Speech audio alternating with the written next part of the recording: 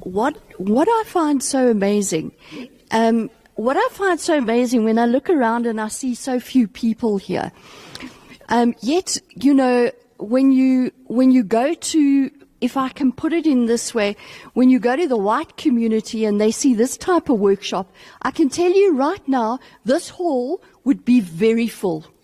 Okay, there would probably be no seating because they are always trying to deal with their catharsis, always trying to dissolve their inner tension. But yet, you know, I've attended so many of these workshops, and I don't mean to say I've attended so, but I just find that, you know, there's so few Muslims that attend these, and they can be life-changing.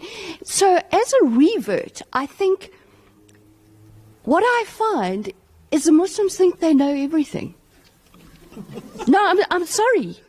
No, I'm very sorry, but that is the way. We know it.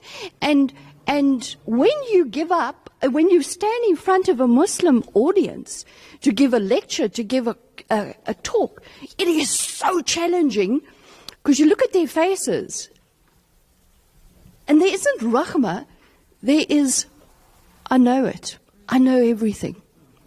And yet, you know, us reverts do not become Muslims because of other Muslims. We become reverts because we search for truth. And the sad thing is, we search for truth. And so when we find truth, we've got to find purpose and meaning. And it's workshops like this that can give you purpose and meaning. But yet it's very difficult for us reverts to find people who can help us find the purpose and the meaning of Islam. So it's a difficult journey. And I have to say it because this hall should be full. There shouldn't be any seating place. Thanks for bringing it out. The priorities are different.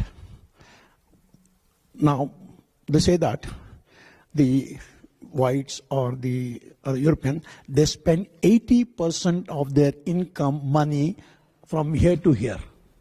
Muslims spend 80% from here to here.